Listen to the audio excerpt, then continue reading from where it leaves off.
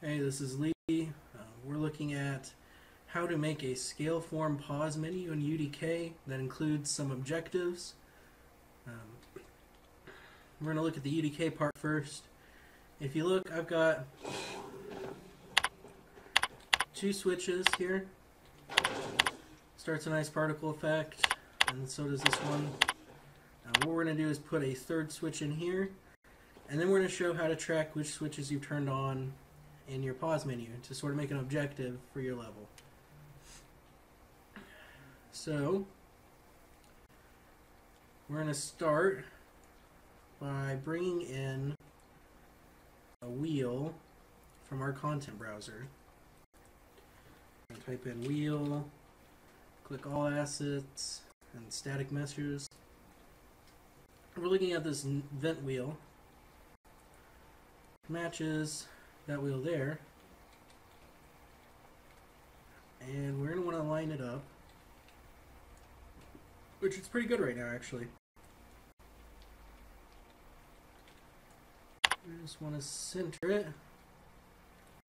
check it from a couple different angles to make sure it's not intersecting with the thing, and it's not.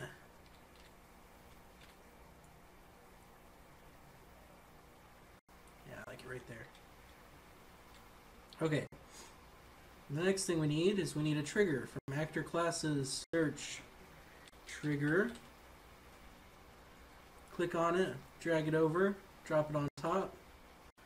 It is gigantic and way out of place, so we're going to pull it, center it right about on the wheel,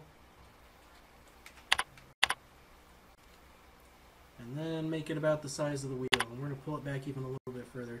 You really want like the front edges to be around the wheel and then it to be a little bit behind it, and that helps it.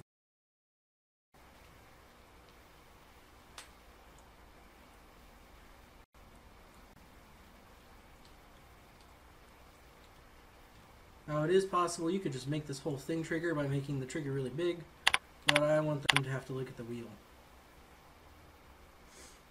Oh crud. You know what, I brought in this wheel incorrectly.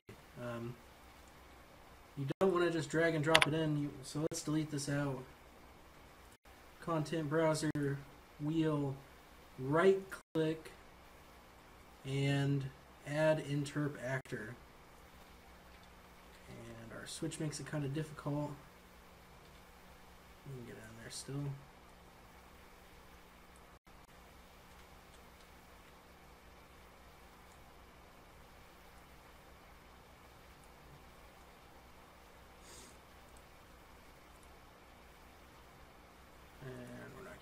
Switch early.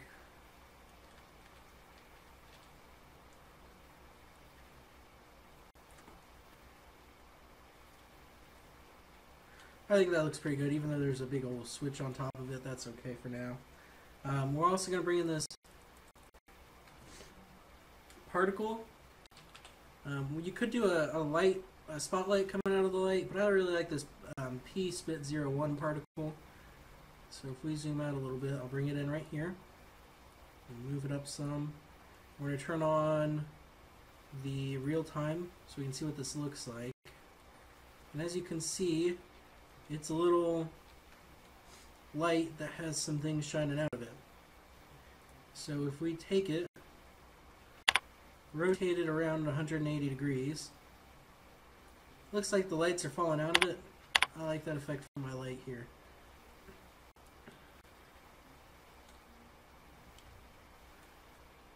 Come into a top-down view so we can get it nice and centered.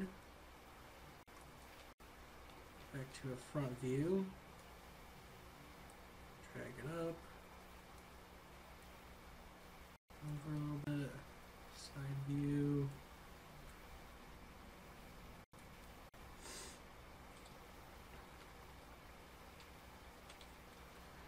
So that looks pretty good. I'm going to turn off real time to kind of save some processing power. Click on it. We're going to double click and bring up its properties. And we're going to check it hidden, that way it's off when the player comes to it the first time. So we're going to turn it on with our switch. So now let's open Kismet by clicking on the big green K.